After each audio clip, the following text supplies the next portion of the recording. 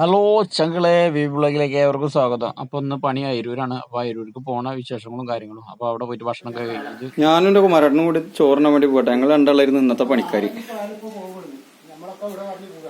വെച്ച ആചാരം പേടി മൂപ്പരിക്ക്. അപ്പൊ ഇനി ചോറിട്ട് പോവാ ചിട്ടാ മൂപ്പര്.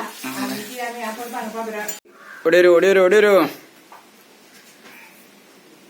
അപ്പൊ നമ്മള് ഫുഡ് കഴിക്കാൻ വേണ്ടി പോട്ടെ, ഞാനും കുമാരേട്ടനും കൂടിയിട്ട്. അല്ലേ കുമാരേട്ടാ? ഒരു വാക്കും പറയാ. അപ്പൊ ഞങ്ങൾ രണ്ട് പണിക്കാര് ഫുഡ് കഴിക്കാൻ വേണ്ടി പോവാണ്. ഫുഡ് കഴിച്ചാൽ പോകട്ടാ. അപ്പൊ ഞങ്ങള് വേറെ വീട്ടിലിരുന്ന് പണി. അപ്പൊ അവിടുന്ന് ഫുഡൊക്കെ കഴിച്ചു കഴിഞ്ഞതിന് ശേഷം ഞങ്ങൾ വീണ്ടും കുമാരേട്ടന്റെ വീട് കാണാൻ വേണ്ടി പോവാണ്.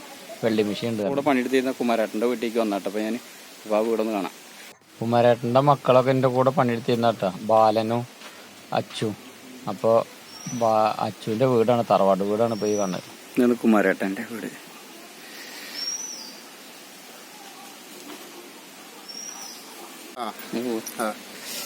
ഇന്ത്യക്കേ സ്വാതന്ത്ര്യം കിട്ടിയപ്പോ മാൽമിജിയുടെ മോൻ പറഞ്ഞേ, രണ്ടു ആൺകുട്ടികളാ. മൂത്തവൻ പറഞ്ഞു, അച്ഛാ നമ്മളിപ്പോ പണ്ടത്തെ ആൾക്കാരൊന്നുമല്ല, നമ്മളിപ്പോ ആരാ, അതുകൊണ്ട് ഒരു 10 കല്ലുള്ള കൊട്ടാരാണ് നമുക്ക് ഉണ്ടാക്കേണ്ടതെന്ന് പറഞ്ഞു.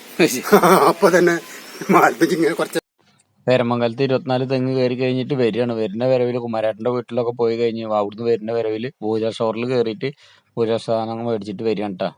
പെരുമംഗലത്തുനിന്ന് പണിയേറി വരുന്ന വരവില് പൂജാ സ്റ്റോറിൽ നിന്ന് സാധനം മേടിച്ച്, ഐലാൻഡിൽ നിന്ന് സാധനം മേടിച്ച്, ഇതാ കുഞ്ഞൻകാന്റെ പീടിയിൽ നിന്ന് പഴം മേടിച്ചിട്ട് പോകുന്നു.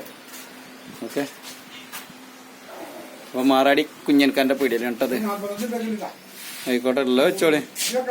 അത് മതി, ഉള്ള മതി.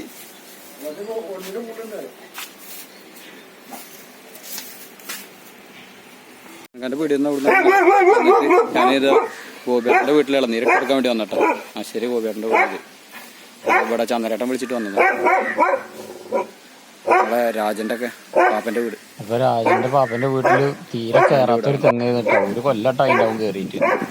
അത് കഴിഞ്ഞിട്ട് ശേഷം ഞങ്ങൾ അമ്പലത്തിലൊക്കെ പോയി കഴിഞ്ഞ് അമ്പലത്തിൽ നിന്ന് പൂജ ഒക്കെ കഴിഞ്ഞ് ഞങ്ങൾ വീണ്ടും വീട്ടിലേക്ക് മടങ്ങുകയാണ്. അപ്പൊ അങ്ങനെയാണ് ഓരോ ദിവസവും ബംഗാളിയുടെ തീരുന്നുകൊണ്ടിരിക്കുന്നത്. ഓക്കെ.